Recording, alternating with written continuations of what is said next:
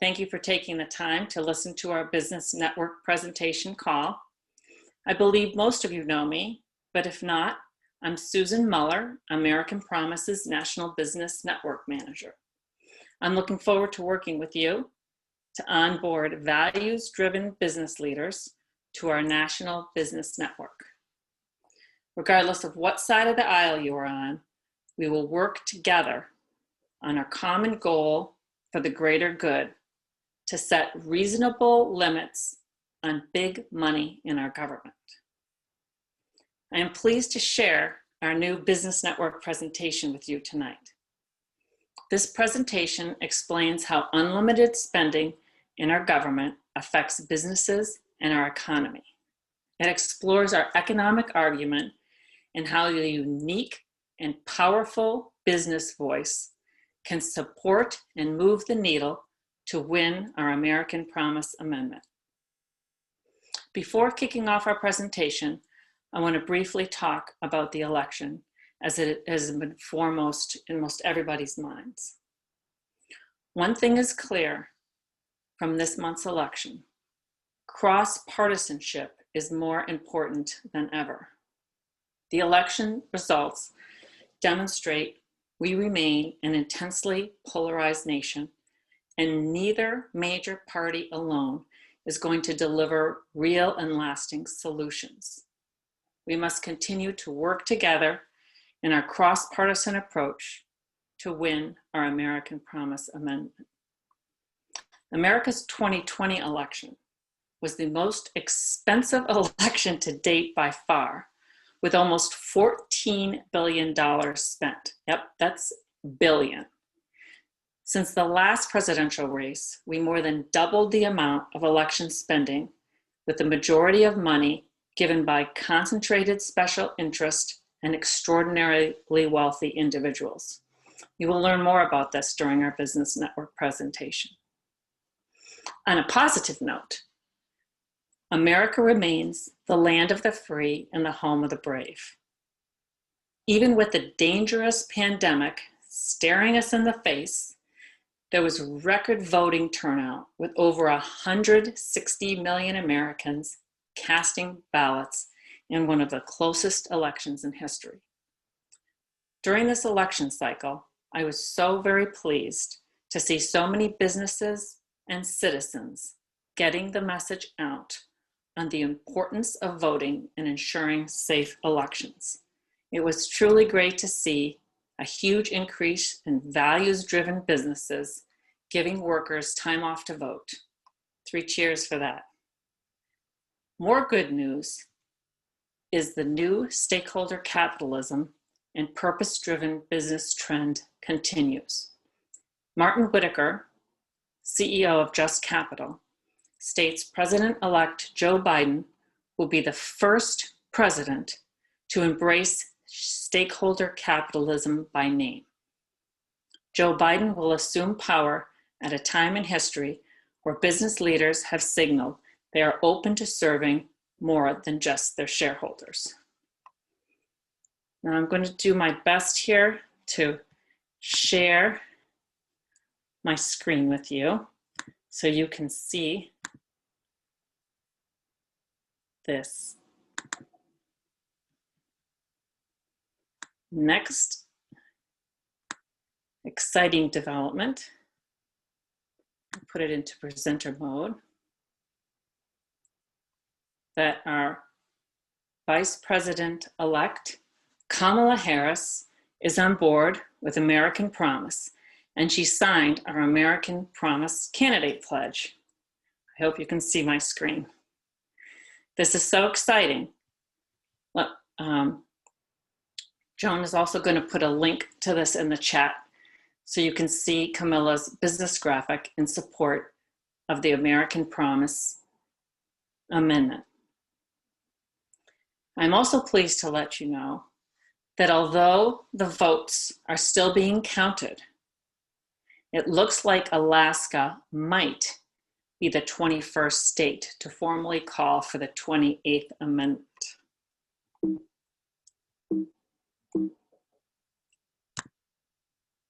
Here is a screenshot of their public page as of 11:15. I say might, as the Yes on 2 Alaska Committee for Better Elections has been very clear they want all the Alaskan votes to be counted and are waiting for the full results before making a formal statement. We will be hearing about the number of states that have formally called for the amendment to limit money in politics in our business network presentation. So now it's time to get to our goal for tonight, to hear and discuss our new presentation. We created our business network presentation as a tool to invite business leaders into our urgent work. We mentioned this onboarding tool in our first quarterly National Business Network call in August. And in the action poll we took during that call, it revealed hearing and giving the business network presentation to other organizations was what our network volunteers wanted to engage in most. So we worked hard with our volunteers to get it done. And tonight, you will hear what it is like to have a business professional give our new presentation. Our target audience for this presentation is any local, regional, or national business association or organization, including all sizes and types of businesses.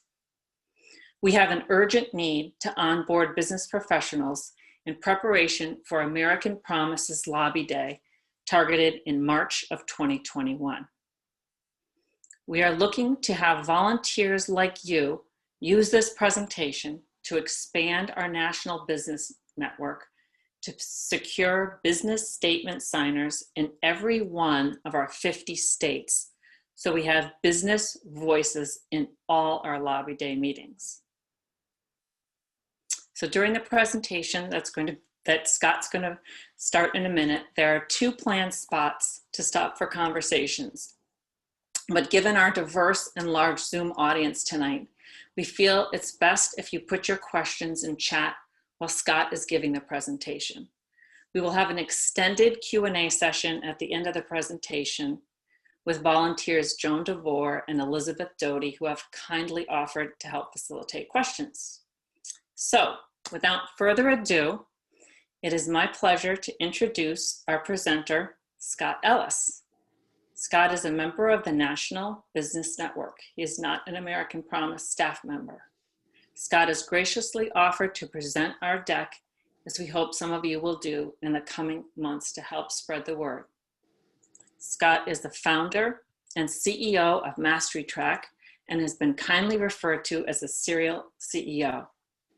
I have had the pleasure of working with and getting to know Scott as he signed our business statement to become a National Business Network member in mid-June. Take it away, Scott. All right. Thank you very much. Let's get our sharing set up and make sure we've got it looking the way we want. Passing the baton. So, Susan, how's that look? Excellent. Very good. Well, so it's so nice to be with you all tonight. And Susan, thank you so much for inviting me to have a conversation tonight about, as you said, the business side of this story. And as we think about the role that money's playing in politics, it's really about the role money's playing in our society, and specifically the influence on not just the political side, but the marketplace. And so what we're really talking about tonight is, what does pay-to-play politics do in our economy, and how do we think about what to do to change that? So as Susan said, some folks do call me a sort of a serial CEO. I spent a number of years working at Hewlett-Packard, and I saw a little bit of this story of the role of money in politics and the influence on the business side of my time at HP.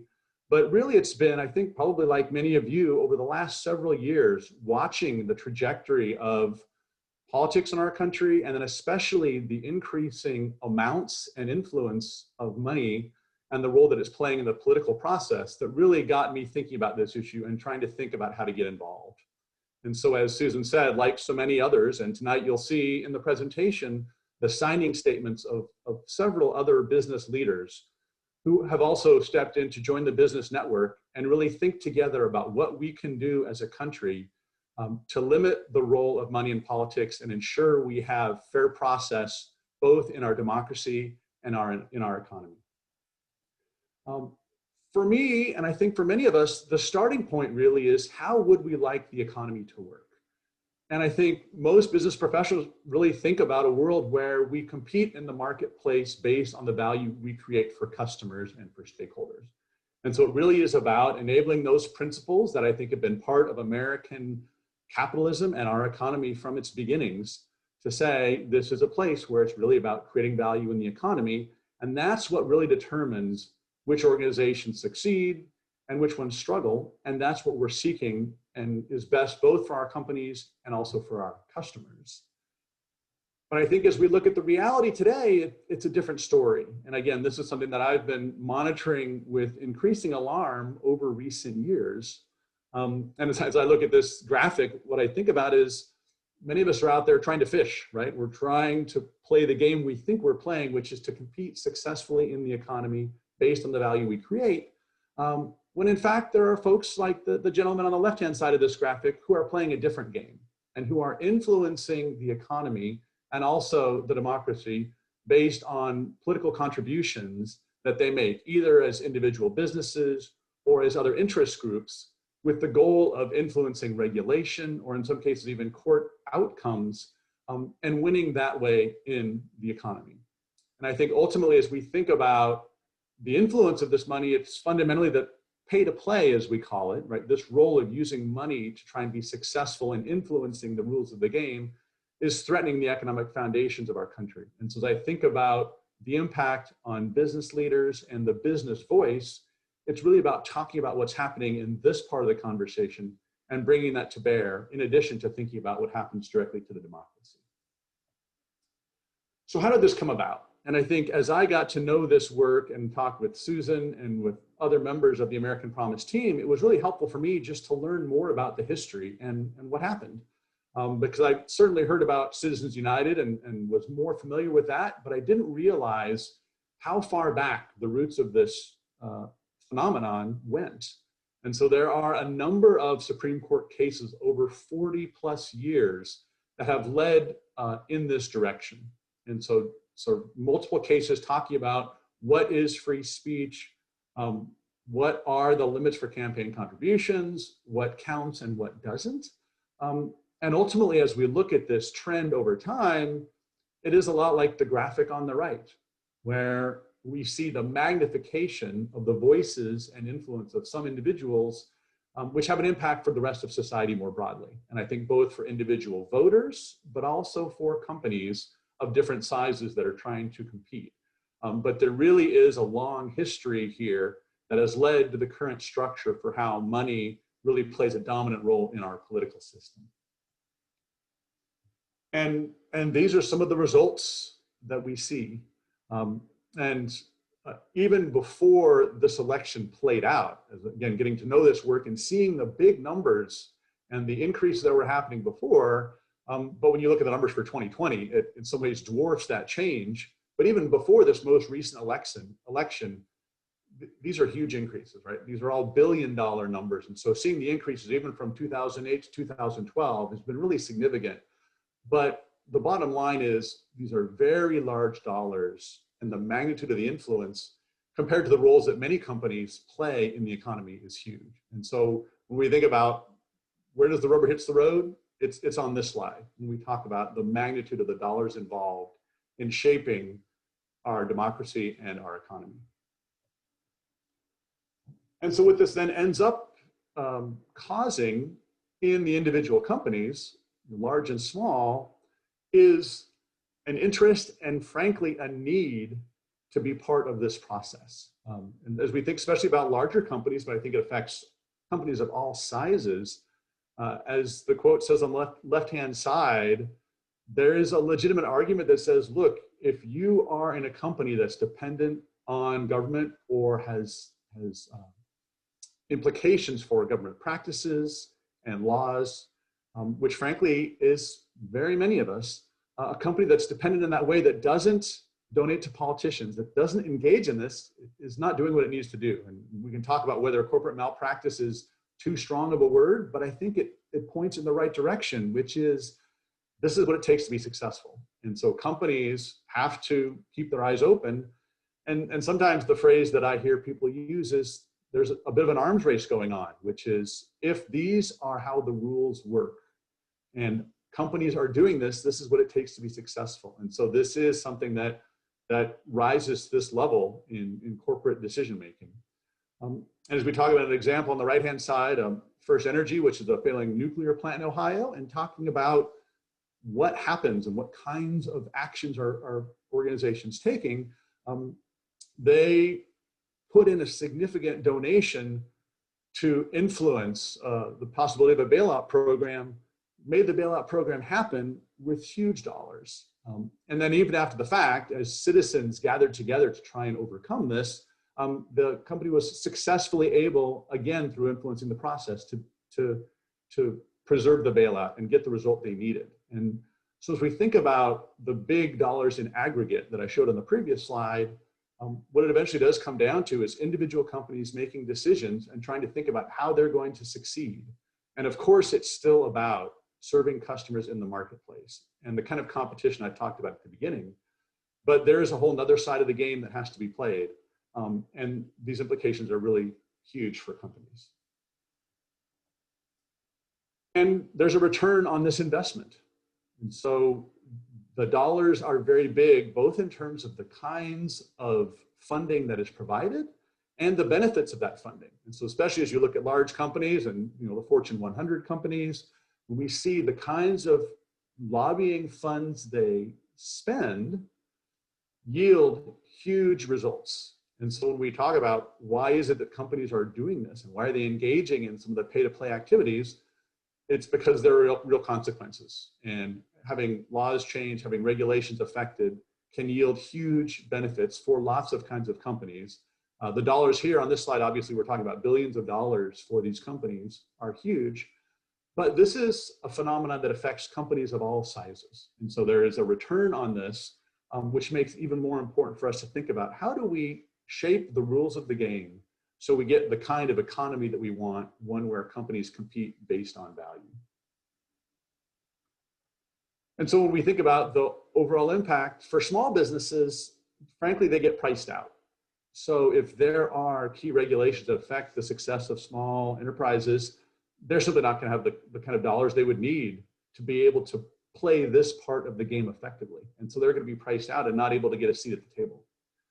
For medium-sized businesses, they may be able to play a role, but the dollars will be so large compared to the other aspects of their budget that they're really forced to make tough trade-offs between research and development and marketing and other key functional areas, other key investments they would make to help their companies succeed, which they may not be able to make because they need to focus on campaign contributions, lobbying, and other funds that will help them be successful. And then for large businesses, there are, of course, the financial aspects of this, right? Big dollars that we're talking about. But in addition, they end up in the spotlight. So many of these contributions are public, people know about these, and so there are reputational risk involved.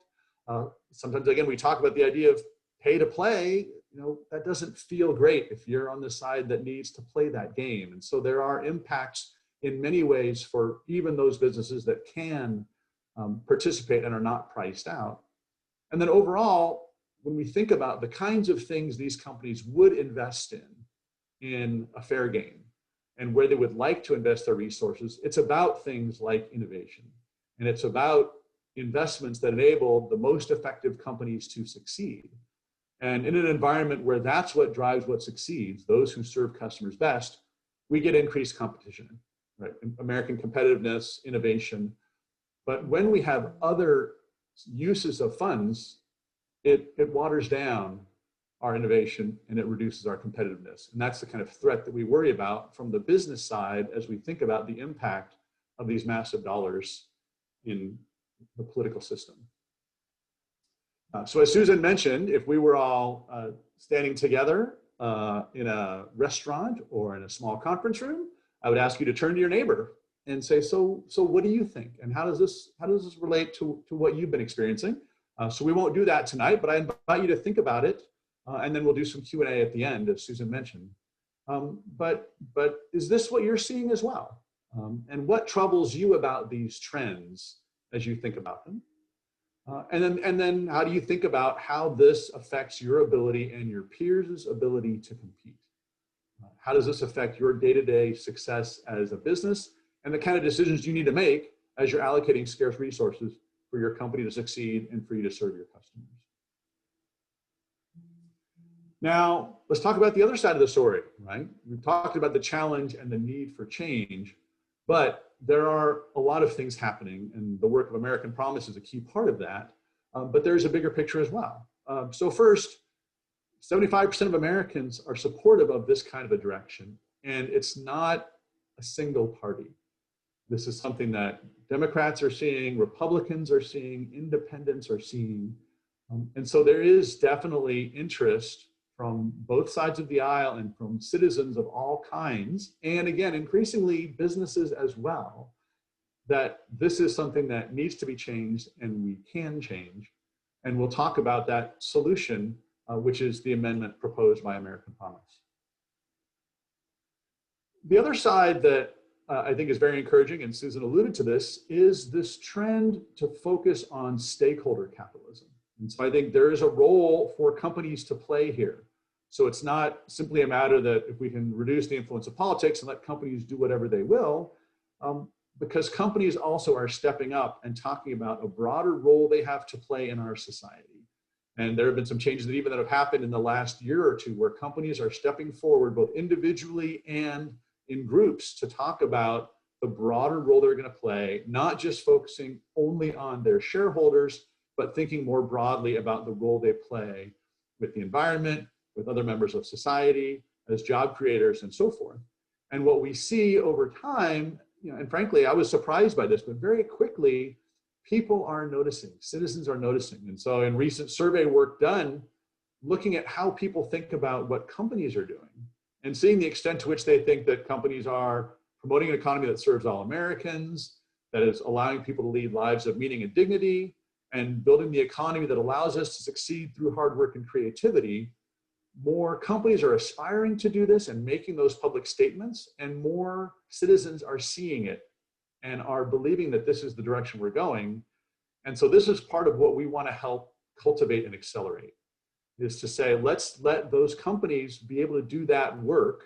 We should hold them accountable to it, right? Holding organizations like mine and others to this broader purpose of not just shareholders, but also stakeholders, but make sure we've got an environment where that can be possible through limiting the role of political funding. And so this is the American Promise solution, an amendment to the Constitution.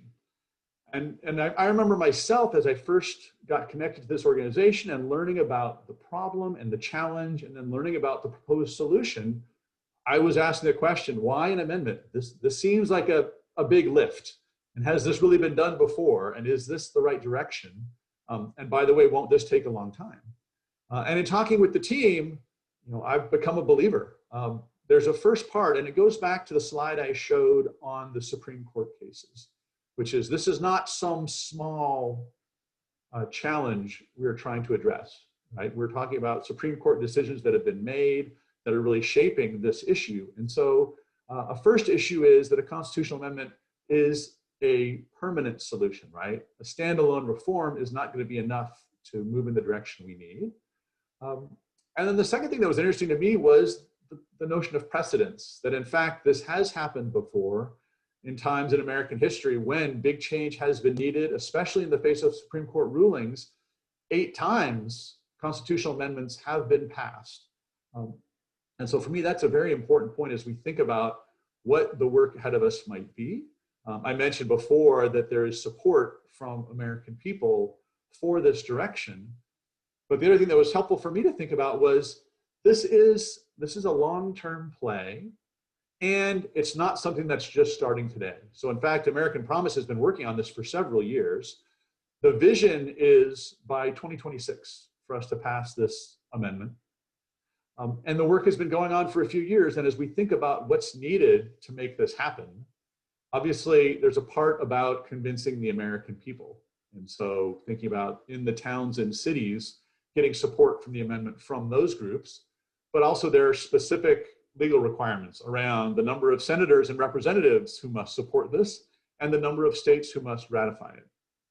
And as you can see, when this work started out, if you go back, 2010, there were very few folks who knew about this or were supportive of this kind of direction. American Promise has made extraordinary progress in the last several years. And this again was a data point that was surprising to me when I first got involved in this work. Is I was interested, I'd certainly been watching the issue of political spending and thinking about it, but I didn't know that there had been work in progress for several years. And then as Susan mentioned, right, we're maybe looking to add another state to this list of 20 already, which I find quite compelling and exciting. You can see the number of towns that have supported this as well. And then a lot of support already in Congress and more work to do. But this is a long-term project. It's a project that American Promise has been working on for quite a while. There is increasingly momentum. And I think part of the goal of this conversation and conversation that hopefully this will lead to is to add the business voice to those conversations. And when we think about the vision of where we want this to go, again, it's not about Democrats, it's not about Republicans, it's about all of us. It's not just about citizens, it's not just about business leaders, it's all of us together. And so what we're really looking for is a representative democracy and a free marketplace. And these two working and needing each other, because they do together enable us to get to the kind of society we're looking for. And for our economy, what we want is a business place where we as businesses compete based on the value we create in the marketplace. And so I think there is this vision of both a better democracy and a free marketplace, and the goal being to manage and limit political spending to enable both of those to come to pass. So as I mentioned, business leaders are important in this conversation. And it's been interesting for me thinking about this issue both as a citizen and as a leader of an organization. And then also, I've had conversations with at least a dozen of my colleagues, so folks in my networks who are CEOs of for-profits, of nonprofits, different types of organizations, and talking about the importance of the voice that we bring, because it's a different voice. There's a first part, which is we bring a skill set that can be useful here. So problem solving, critical thinking, very pragmatic approach to things. We need solutions that will work because we've got businesses to run and customers to serve, and that's just kind of our orientation, and we can use that kind of movement. There's a second piece, which is really cutting through the partisan divide. And so there are businesses of all types. There are businesses on both sides of the aisle, and many times this is a voice that can say, what I'm interested in is a good and productive economy, and it's not about political party. And then the thing that Susan and her colleagues have told me quite a bit about is the conversations with elected officials can change when there's a business voice brought in. And citizen voices are so critical, right? We've got to make sure that that voice is heard. And Susan mentioned the figures about the number of people who voted in this election. And I think that's very promising as we think about people getting active and engaged in our democracy. But there is also the business voice, which is a different perspective. And I think it does help for representatives, legal representatives, to hear, first and foremost, what business leaders believe. Because I think, frankly, business can be a group where people can make assumptions about what business leaders want and what businesses need. And it's important for them to hear it directly. But I think also as business leaders can step forward and help supplement the voice of citizens, it can help the congressional leaders and state leaders get the full picture of how should they think about this issue, why is it important, and what kind of solutions might we consider. And so as we think about, again, another example of a signing statement here on this slide, getting more of these voices and business leaders like me speaking in our own words. What kind of organizations are we running? What kind of challenges are we seeing?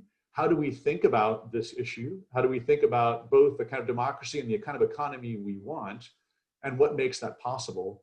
And then the importance of limiting political spending so that these huge dollars that we're seeing don't drown out the other things that we do to be successful, which is really about delivering value for customers. And so as we think about the steps to take, There are a couple specific ones. And in some ways, the question is, are you ready to join us and try and help make an impact?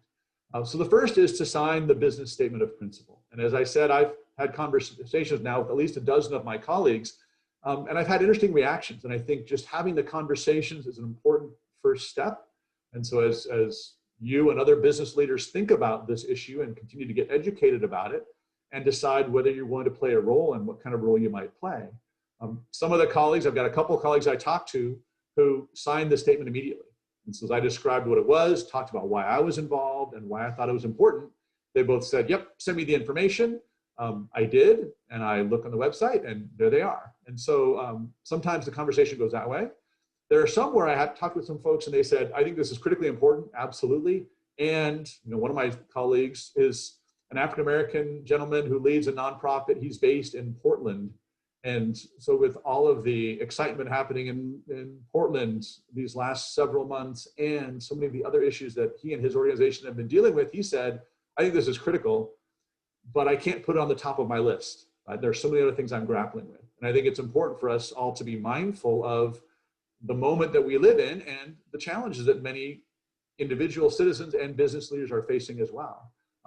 And starting that conversation and listening well to them. And then I've got a third group of colleagues I've talked to who frankly have not been as aware of this issue. And so a lot of their comment was, wow, I didn't know that. Please send me the material so I can learn more, because I haven't been paying attention to money in politics. I've been paying attention to other things. And so again, there's a real value I think we can play in just sharing materials like this presentation to let folks know how important this is, so they can then, again, think about the two questions we asked. Does this align with their experience? And how do they think it's affecting their businesses? And then will they join and sign the statement? So the first step is to really sign the statement of principle and talk with colleagues about it. And then the second is to learn more about the network and sign up for the communications. So Susan and her team are putting together materials both to inform us all about these issues, but also to talk about the work that's happening and find more ways to get involved, because the business voice is critical. And if we all work together, we can help the team or achieve their goal by 2026. So I'd say thank you again for joining tonight and for listening. Thank you for being interested in this important topic.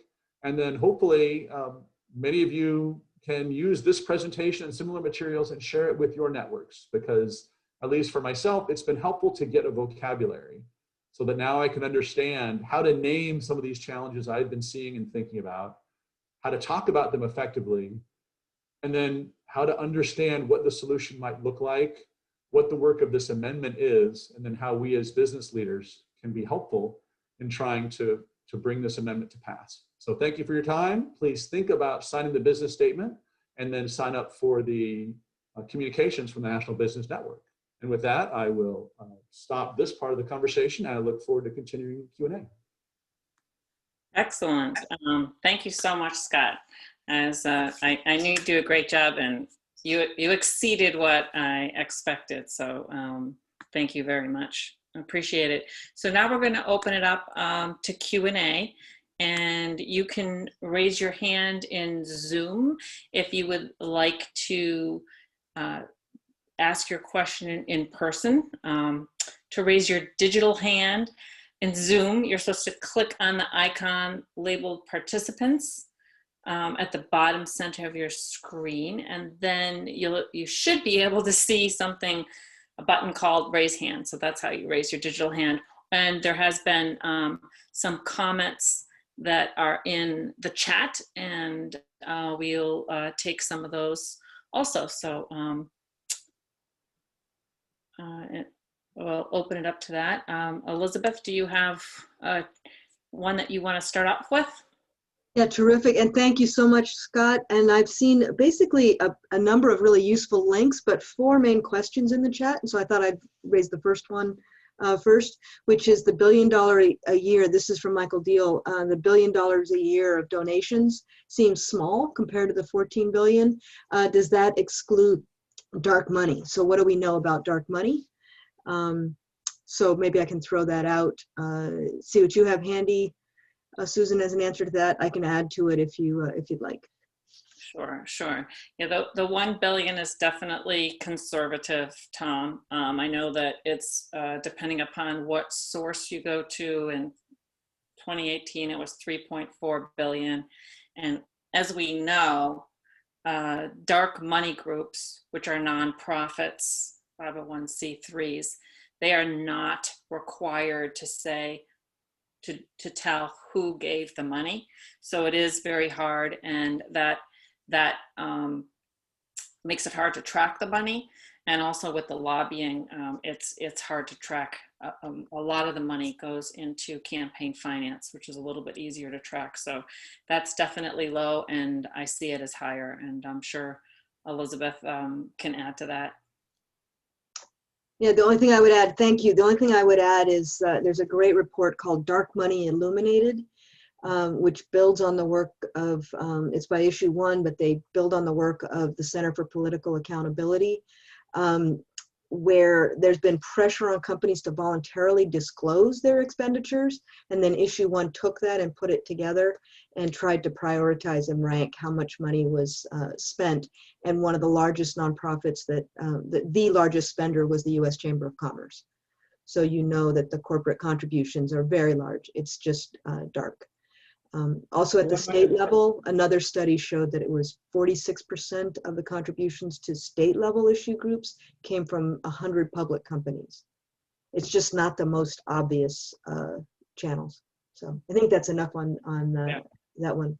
And I've seen too that sometimes if Jeff Bezos gives money, they don't consider that corporate money, but then some places do consider that. So that's another thing that it's hard to tell where it's coming from, but it's definitely coming from the wealthy corporations and the wealthy, some of the top executives.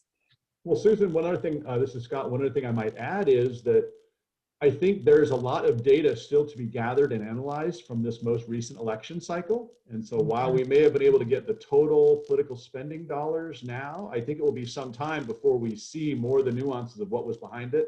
And so I wouldn't be surprised if, as we get a little further and can analyze fully what happened in 2020, we'll see much bigger numbers linked to that as well. True. Point. Very good point. Joan, you and I are tag teaming. Okay, that's what I wasn't sure about that because there are no hands raised, so I can do the next question in chat, which is a second ago from Tom Bullitt. Tell us how you found people to present this to, and what was your toughest meeting? So go on. I think we're sort of in the initial stages on this, but yeah. I can grab that one, Tom. It's a great question, and I appreciate you asking it. This is actually the debut of our presentation. We had one that we have been working on getting it ready, and with the election and the turmoil, we have not been actively promoting it. So right now, we are looking to actively promote getting on the agenda of associations and organizations that would like to hear from this. So we're very interested in doing it to an organization or presenting it to an organization. So we will hear feedback, and this group is the first organization or group that's hearing it. I mean, one of the things that I've done is when I was talking to, again, I mentioned that the 12 or so of my colleagues were CEOs that I was talking to. I didn't have a presentation to use. And so I really just tried to have a conversation using some of the talking points that we discussed. And I mentioned, the bulk of the kind of reactions I got, some people decided to sign right away. Some people were interested. I did have 2 colleagues who were more skeptical. So one of them said, I think this is a critical issue, but I'm not sure it's the right solution. And so he and I were kind of iterating back and forth on that, which again, I think is great conversation. He's a very sharp guy. And so we were kind of talking about the merits of an amendment versus other approaches and what would work. And then I had one other colleague who was concerned just because he was worried about unintended consequences. So he's someone who actually was very much in favor of term limits. And then he had been doing policy work in his state for a number of years in education. And what he discovered over time was he eventually got to a place where there weren't any legislators who really knew the background of what he was talking about anymore because they'd all termed out. And so he hadn't expected that. And so he basically said, this sounds great. I think it's a critical issue. I think the amendment sounds like a good path, but I'm just nervous because I, as a citizen and as a business leader, don't think I know enough to know whether this is the right solution. And so I do feel like having a presentation like this can be helpful. And for me, it would have been really helpful if I could forward it to my colleagues and say, here's some more information and some more context. And so it would have helped me be better armed. And then I could, continue to explore those conversations with some of those colleagues. So now you're armed. Can I add one comment there, Susan? Yes. One thing we often hear, besides the concern about unintended consequences, and that one, I think it really is good. People are just getting their heads around it, and you want to think it through, and it's great that we have critical thinking in the business audience. The other one is that it's too much work. And one of the things, we just had a conversation with a very skeptical, very prominent woman business leader, CEO from Wisconsin, and we said, too much work. Well, what investment do you think is needed from you? Because actually a business investment, just signing the statement, has enormous impact. You don't need to go knocking on doors every day. If you just sign the statement, you have enormous impact. So asking them what investment they think is too much and showing how small the investment actually is just to make that first impact. So sorry, Susan, back to you. Right, no, that's great. That's great. I think Joan, we have somebody that has their hand raised. So I'd like. Well, Nancy, you have your question in chat, and you also have your hand raised. Is it for the same question? Let's unmute her. Let's unmute her. Corinne, yes, let me unmute you. Sorry about that. Yeah, that would be great. Wait, I can't do that. Corinne will do it. Yeah. Corinne will do it. And there you go. Nancy. Hi, everybody. Thanks, and fantastic presentation, and thanks so much to all of you. I'm Nancy from Virginia, and I guess the question that we have as a state group, we're pretty active, but we don't have we don't have business people in our group. We're all like retired, and so that we did actually have luck. I had a colleague of mine and we got her to sign it, and we did a little 2-minute video. And today, actually, I sent it to a state senator saying, you may want to look at this because you're concerned about this issue. But at the end of the day, we feel like we really don't know how to amplify these messages. And we don't know how to use our group, who are not business people, to go out and find business people. And also, so the question is, how can we really work, be effective as groups to contact businesses? And then how do you use these, for example, the statement that we have from this colleague and the video, how do you use that to influence our state legislators to pass a resolution? Great questions, and a great video that you did, Nancy, with Teresa. I really like this video, and we need to get it into the limelight. Is it in resources anywhere? So people can see it more. And this is Teresa, who is an architect who feels the negative impacts of pay to play, and is very articulate. So I think it's great. So we want to be able to help amplify the message and bring the business voice in. One tool is this new presentation that you just heard of. So when you go to these groups, if you can get into a League of Women Voters or a Lions Club or something like that, and you would find people in your area that would hopefully sign and become partners. So we feel that that's a good way to do it. We also have a tool that is messages, guidelines on talking to business professionals. And we're going to be exploring that more on our December 8th call. And that's going to be more focused on talking one-on-one to peers and business professionals. So we'll be sending you more. Everyone on this call is invited to, it's our second National Business Network call. That'll be December 8th at the same time, 8 o'clock. It's going to have John Wass and Jane Greenthal on it, how they talk about to other business professionals. And that's what we're going to do. We're going to take time to just talk. It's not going to be a presentation. We're going to take time to do that. So I hope that that will help you. And all that information is in our as you know, Nancy, in the Business Resource Library, which is on our American Promise website. So we're here to help you, and we're learning as you're learning. But we really need the business voice in every state. Because we have found that in our meetings with elected officials, when there's a business professional in those meetings, it really moves the needle, and the legislators seem to really listen. So it's something that we are working hard at. Well, if I could add one other comment, Susan, and Nancy, I saw your other question there about how I was approached by American Promise and so forth. I mean, there is a part of it which is you all collectively sit down and think about, who do you know who is in the business world, friends who are in the business world, who do they know? The way I got involved actually was I've been starting getting interested in politics, not in terms of getting involved, but watching even more closely with the election and some of these other things that are happening today. So I think there are more people who are paying attention. And then, you know, actually Elizabeth Doty, who's on this call, I was connected to her by one of my classmates, one of my friends from business school, but someone that we know socially. So it wasn't a business connection at all. It was a personal social connection. But she knew that I was kind of interested in politics and thinking about this and thinking about what I might be able to do. And so she said, hey, I think you should talk to Elizabeth about this. And so that's kind of how I got started. And so I do think that there is this personal connection that's important.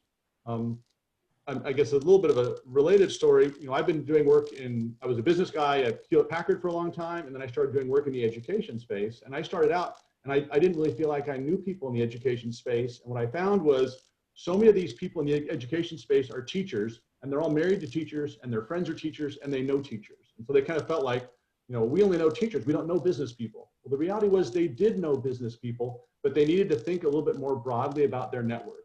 Who do you know? Who are your friends? Who are family members, spouses, et cetera? And try and find some of those folks, find the ones that I would call the friends and family among them, the ones who are a little closer, and say, let's have that conversation about, this is so important. Here's some materials. We're trying to get connected to business folks. Who do you know that we could talk to? And that's kind of how it started for me. And I think it may be a challenge, but I think that may be a way to try and go to build off that personal connection and see where it leads. Beautiful, Scott, especially when you just say, and the strange thing is, in this current environment, business people are uniquely positioned to cut through worries about partisanship and talk about this issue that is, you know, got a super majority, but we need Congress people to be able to hear. And Nancy, I have actually heard people bringing in testimony or printouts of the statements of principle into the meetings to show business voices. And if we have them from 50 states, it's fantastic. We have it from your state, it's really good. There is another question in chat. Susan, can I go on to Tom Bullett's second question? Sure, if you want to. We also have hands raised. No, we have hands up too. Oh, okay, wonderful. Yeah, go ahead. Go ahead, Elizabeth. Okay. All right. Well, and I'll offer a very quick response, Tom. And I'd love to add more to this, and others will have more. But Tom's looking for examples of specific businesses that have been hurt. And it's interesting in the conversations I've been in, and I often just start with, you know, have you been following the trends around political spending? In my business network, classmate conversations in the business place, and I came across a small business person who said, yeah, the tax code is killing me. It's 76,000 pages after tax reform, right? And so that's a really good example that affects a lot of companies. Another was a small business, a mid-sized business company with a lot of innovation in sensor technology. He said, I'm having to spend $25,000 a month to keep up. Right, that's what the example that came from that middle story in Scott's presentation. And then even the biggest companies, a global defense contractor, a friend who was a CEO, a friend of American Promise, asked the CEO of this global defense contractor, how are you being affected by the changes in campaign finance rules? And he said, that's where legalized extortion came from. He said, every politician is walking in with their hand out, telling me how much my company needs to contribute to these C4s and C3s in order to be considered for government contracts. Unfortunately, those we can't quote the company, right? Because it's so prominent. But these are the kinds of examples we're hearing. So maybe others have others as well as a specific example. That was excellent, Elizabeth. We always use that Ball company that had tariffs that hurt them and spent so much money. And yeah, Ball. That's even, right. Yeah, there's even Mr. T's that was down in Masterpie, a small firm that is just fixing cars, and they were hurt by the CARES Act, and they feel that, you know, that was lobbying, that they didn't get the money that they should have.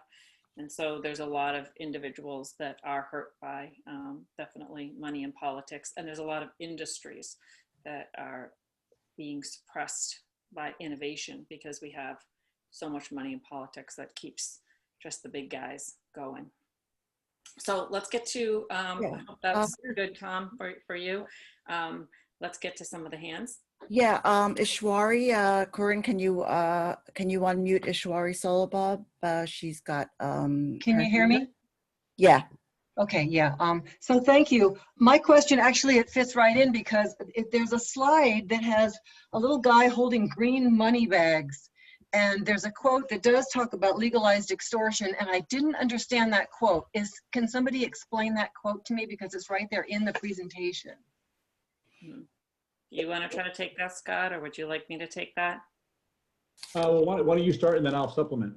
Okay, so the legalized extortion means that this company doesn't really want to have to give the money, but because it's almost, unfortunately, industry standard, they feel like they have to. And so they're caught in the pay-to-play routine where this is what has to happen. It's what's expected of somebody in this industry. I think it happens like the pharmaceutical industry is loaded with pay-to-play, and it's just sort of expected that they're going to be giving some money to get the laws and regulations written the way they want. So we call that like legalized extortion, where these companies really almost don't have a choice, but it's legal. It's the way now the law is written since Citizen United, that it's legal to be giving these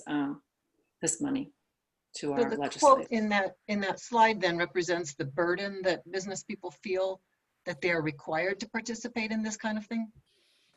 Yes. Okay, I didn't get that, but from the wording, but that, thank Yeah. you. Well, another thing that I would add is it's almost, if I think, you know, and kind of the framing of the quote a little bit is to say, some level, this is business people doing their jobs, right? If you're in a marketplace and the market changes and you see what all of your competitors are doing and what the customers are doing, you've got to move. You've got to make the changes. And this would be another example. If this is what it takes to succeed in your industry, this is what every other company is doing, then you're not doing your job if you're not paying attention and then taking the action you need to take, even if it's an action we're not wild about, like participating in political spending. Meanwhile, you're not doing innovation and marketing and things that you really should. Well, Okay, thank you. Make trade-offs with scarce resources, absolutely. Yeah, thank you. Correct, thank you. Thanks for asking the question, Astari. If you have it, other people have the question, so we'll make sure that's clear. Let's call on another hand raised. Oh, Marie has her hand raised. Marie Henselter-Kimmel. Hi, I have a suggestion that might be helpful about contacting which business leaders you may want to try to contact for an area where maybe the network doesn't have really much of a presence yet. And that might be, we just heard from Sam Daly Harris last week in our book club about when you're looking for influencers that are going to have an effect on that particular lawmaker, either ask the lawmaker themselves if you can. If you don't have access to the lawmaker, ask their staff. Who do you listen to in your community? And if you have somebody who's on board and sponsoring, then that's great, because then you know who they're connected with, find out maybe who you can draw into the business network. If you have a lawmaker who is not on board with sponsoring the amendment resolution, then you might be able to find out which people in the business community would be good targets for you. So that's just a suggestion from Sam Daly Harris's book club last week. My question though is, so far, are most signers for the business pledge, are they signing on behalf of themselves in an industry, or are they signing on behalf of their business? And I guess it depends. If you have somebody at a corporate level, maybe they really can't speak for the business, but somebody more at a mid-sized business or a small business, they can.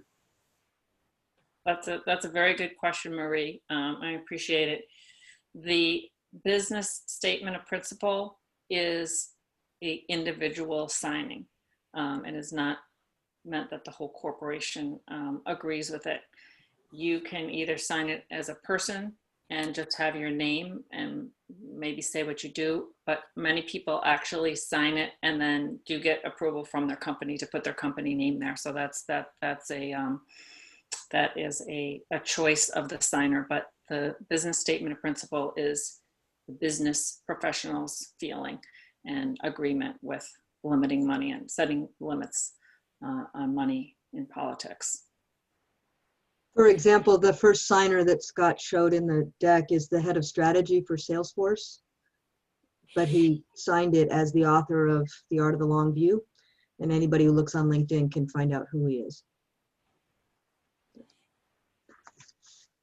Great. So I think we have like time for one more question. Unfortunately, there's a lot of hands raised, and I'm sorry I can't get to everyone. I think Monica hasn't spoken. Monica. Yeah, Monica. Monica Rodriguez. Yes, please. There we go. Hi. So I don't know, this might not be a quick one to take, but I don't know exactly how to say it. So the industries that I'm probably closest to or touch most is finance and pharmaceuticals. And my impression of those companies, they tend to be large, is that they're kind of happy owning politicians. Goldman Sachs loves owning politicians. They love sending all their workers down there and controlling regulation on their industry. Is that the kind of reaction you're getting, or is that just completely wrong? Or, I mean, when you approach companies, I can see small and mid-sized companies. I can see green energy companies who are fighting with the fossil fuels that are getting subsidies. But, you know, a lot of these industries, it seems like they're very happy with the status quo. You want to take that one, Elizabeth? Yeah, sure. I've made this my specialty, Monica, and I'm very happy to talk with you further. I've actually been speaking to the heads of government affairs for different, Fortune 50 companies, and there are a number of reasons it's on their radar now. And I think the way that what works best is to say there are some tensions I imagine you're facing. You need to play the game the way it is and adapt to the environment, as Scott mentioned, but you're also under more scrutiny, so there's reputational risk. You're also big enough that you bear systemic risk, that you bear the risk when we don't address climate change, and that's becoming, so you get people like Larry Fink and BlackRock saying you need to do this. Have you considered whether your political activities are aligned with your concerns in these other areas? And many times it's siloed. And so that thought process of are they aligned and how will you wrestle where those are competing, that begins to have the conversation. You may not get them to sign up for the amendment, but at a minimum, individuals begin to see the need to shift. So it's a very interesting thought process, and I'm talking to Fortune 50 companies that are actually saying we're concerned and we haven't thought about this before. And the reputational risks are huge, right? Now that inclusion and everything has come into the conversation. I'm sorry, I'm going to have to, we're going to continue the conversation after we close, but we're getting close to 9 o'clock here on the East Coast. So I want to thank everyone. I want to thank Scott, and I'm sorry I couldn't get to everybody with their hands up, but please stay on after. I want to thank Scott and Joan and Elizabeth and our great audience. And I want to reiterate our call to action for you is to ask business associations and organizations to add our presentation to their agenda. These can be organizations you are a part of or ones you know of that would like to hear our presentation. We talked about that we want to get the 50 states, someone in every single state. So to help you with this, we created some suggested wording. That's a request to give our business presentation, and we'll. I just put it in. You put it in? Okay, thank you. There's a link to that, and we'll also be in the follow-up call to keep it short. There's areas that you can personalize it. So that's excellent. And if you contact these associations, if you want to just contact the association, if you do not want to give the business presentation, we have volunteers willing to give the presentation. So whatever works best for you, you can give it or not, but your leads to help us get on the association's agenda so we can spread the word is paramount. We also created a business association list that you can take a look at that we hope will help you think about places to give this presentation. It's in the chat now. Thank you, Joan. I appreciate it. So, and lastly, I also want to mention that every one of you, as I mentioned before, are invited to our next business meeting. It'll be our second quarterly business network call on December 8th. So I'll make sure that you get that link too. So lastly, be remiss not to say thank you to so many volunteers that helped creating our business network. I want to give a shout out to Joan DeVore, Suzanne Delario, Sean Callahan, Jack Bauer, Vicki Barnes, Elizabeth Doty, Scott Ellis, plus the Michigan chapter and numerous wonderful state chapter leaders. We're reliant on you and could not do this without you. So thank you for being on or listening to this call. We're thrilled to see the momentum of our national business network, and I'm confident together we can limit out of control special interest money so businesses compete based on the value they create in America's marketplace.